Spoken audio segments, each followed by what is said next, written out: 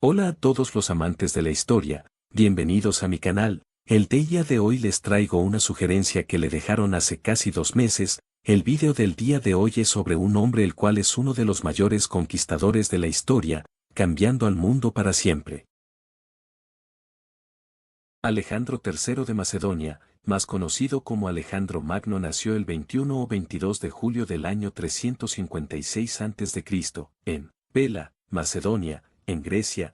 Fue hijo del rey Filipo II de Macedonia y de la esposa de este, Olimpia. Cuando Alejandro era joven, fue enseñado a luchar y montar por Leónidas de Epiro, un pariente de su madre Olimpia, así como soportar las dificultades como las marchas forzadas. Su padre, Filipo, estaba interesado en cultivar un futuro rey refinado, y por ello contrató a Lisímaco de Ecernanie para enseñar al muchacho a leer, escribir y tocar la lira. Este tutelaje inculcaría en Alejandro el amor perpetuo de la lectura y la música. A la edad de 14 años, Alejandro fue introducido al filósofo griego Aristóteles, el cual Filipo contrató como tutor privado. Alejandro estudiaría con Aristóteles por los siguientes 3 años, y los dos permanecieron en correspondencia a lo largo de las posteriores campañas de Alejandro. La influencia de Aristóteles incidió directamente sobre los tratos posteriores con los pueblos a los que conquistó, en el que Alejandro nunca forzó la cultura griega sobre los habitantes de las diferentes regiones, sino que la introducía de la misma manera en que Aristóteles solía enseñar a sus estudiantes. La influencia de Leónidas podía ser vista en Alejandro,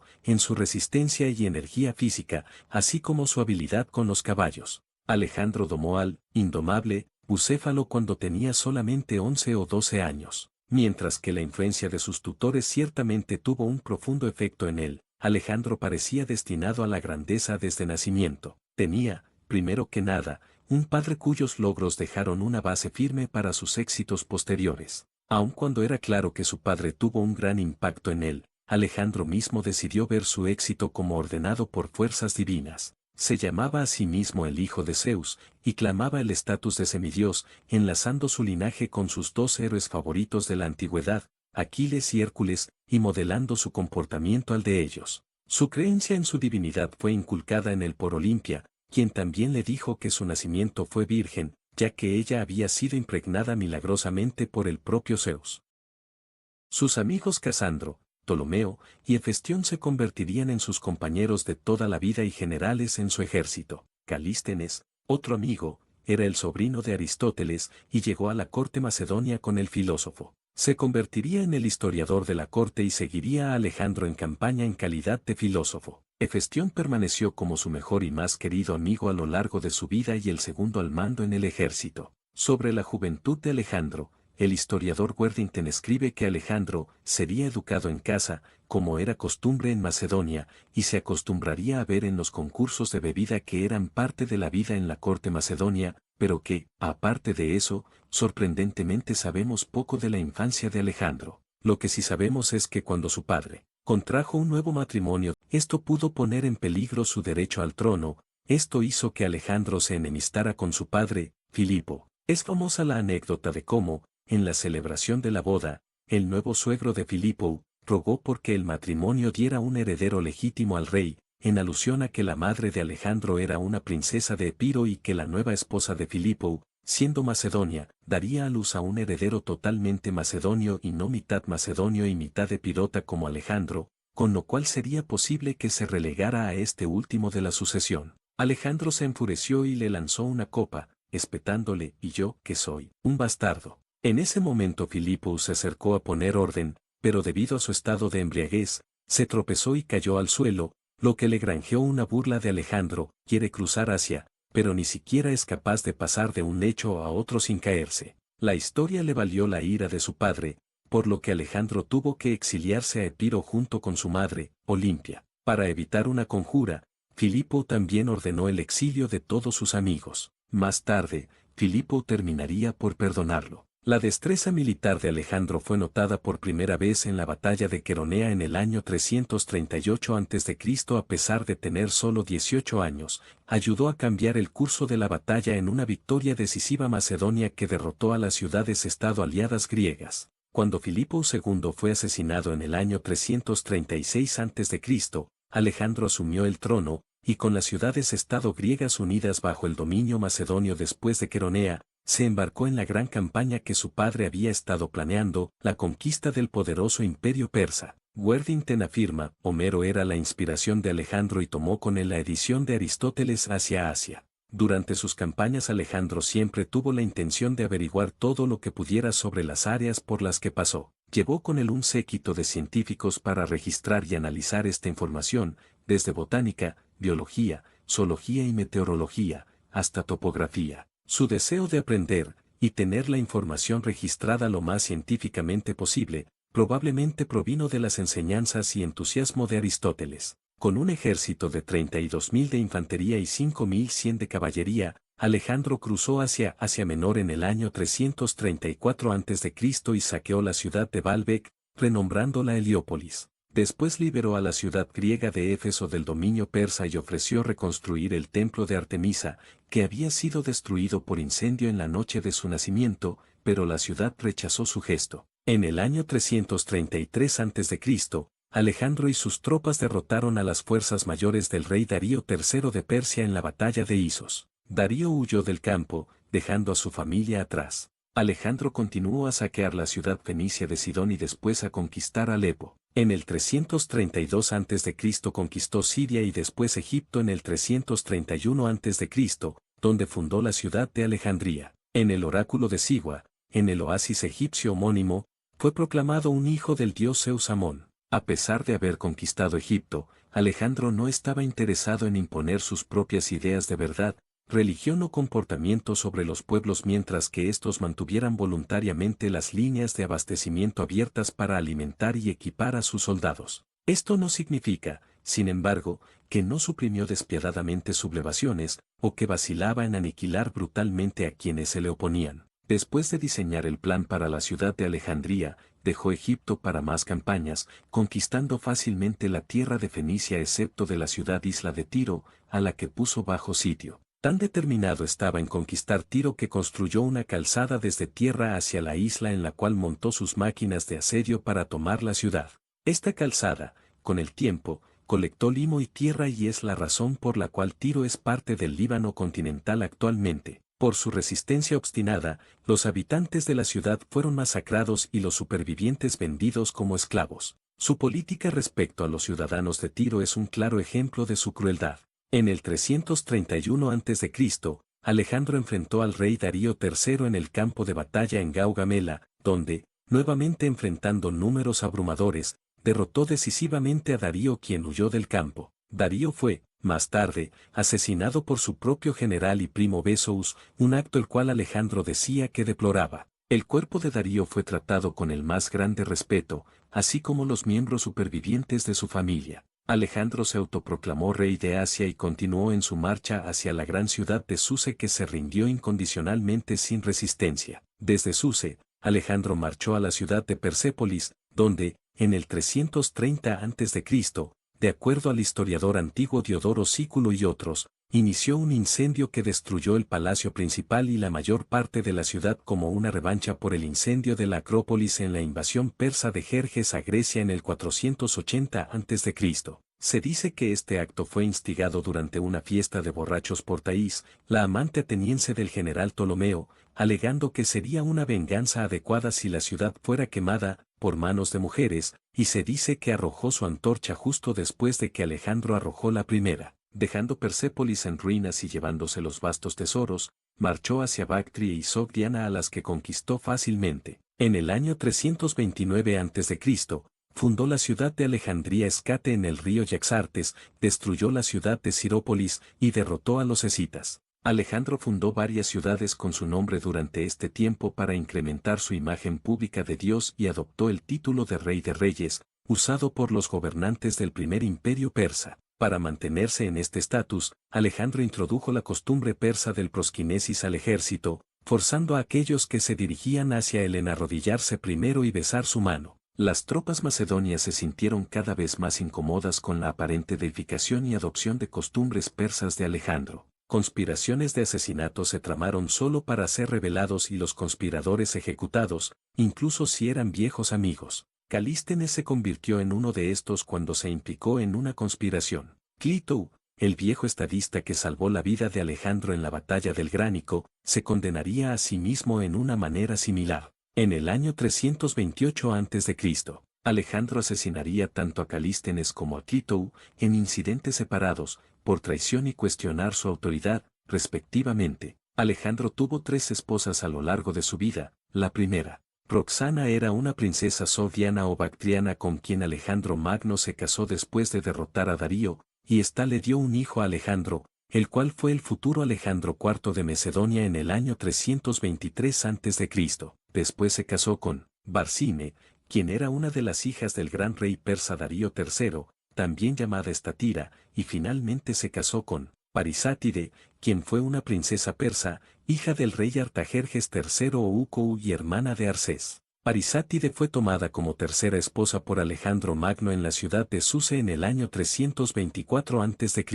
El hábito de Alejandro de tomar en exceso era bien conocido, y ciertamente en el caso de la muerte de Clitou, influyó significativamente el asesinato. Ambos, Clitou y Calístenes, se habían convertido bastante vocales en sus críticas a la adopción de las costumbres persas de Alejandro. A pesar de ser capaz de gran diplomacia y habilidad en el trato de los pueblos conquistados y sus gobernantes, Alejandro no era conocido por tolerar opiniones personales en conflicto con la suya, y esta intolerancia era exacerbada por la bebida. La muerte de Clitou fue rápida, a través de una jabalina que Alejandro lanzó hacia él, mientras Calístenes fue encarcelado y murió ya sea en confinamiento o crucificado. En el año 327 a.C., con el imperio persa firmemente bajo su control y recién casado con la noble bactriana Roxana, Alejandro dirigió su atención a la India. Habiendo escuchado de las hazañas del gran general macedonio, el rey indio Ompis de Taxila se sometió a su autoridad sin luchar, pero las tribus Aspasioy y Asakenoi se resistieron fuertemente. En las batallas a través de los años 327 y 326 a.C., Alejandro sometió a estas tribus, enfrentando finalmente al rey Poros de Pauravas en la batalla del río Hidaspes en el año 326 a.C. Poros cargó contra las fuerzas de Alejandro con elefantes y luchó tan valientemente con sus tropas que, después de derrotarlo, Alejandro lo instaló como gobernante de una región más amplia de la que anteriormente había tenido. El caballo de Alejandro, Bucéfalo, fue muerto en esta batalla, y Alejandro nombró una de las 2 ciudades que fundó después de la batalla, Bucéfala, en su honor. Alejandro pretendía continuar su marcha y cruzar el río Ganges hacia más conquistas, pero sus tropas, cansadas por la dura batalla con Poros, se amotinaron y se negaron a avanzar más. Alejandro intentó persuadir a sus hombres de continuar pero, fallando en ganárselos, finalmente se apegó a sus deseos. Dividió su ejército en 2, enviando una mitad de vuelta a Suse por mar bajo el mando del navarca Nearco a través del Golfo Pérsico, y marchando la otra mitad a través del desierto de Gedrosia. Su razonamiento detrás de esta decisión todavía no está clara y sigue debatida por los historiadores. Aun cuando había abandonado su conquista de la India, aún se detuvo en su marcha para someter a aquellas tribus hostiles que encontró en el camino. El terreno duro del desierto y los enfrentamientos militares hizo gran mella en sus tropas, y para el tiempo que alcanzaron Suse en el 324 a.C., Alejandro había tenido considerables pérdidas. A su regreso, encontró que varios de los sátrapas a los que les había confiado gobernar habían abusado de su poder y los ejecutó, de igual manera aquellos quienes habían vandalizado la tumba de Ciro el Grande en la vieja ciudad capital de Pasargada. Ordenó que la antigua capital y la tumba fueran restauradas y tomó otras medidas para congraciarse e integrar su ejército con las personas de la región, y fusionar las culturas de Persia y Macedonia. Alejandro celebró un matrimonio masivo en Suse donde casó a miembros de su alto mando con nobles persas. Varios de sus tropas se opusieron a esta fusión cultural y criticaron cada vez más su adopción de los modales y vestimenta persa que lo había afectado desde el 329 a.C.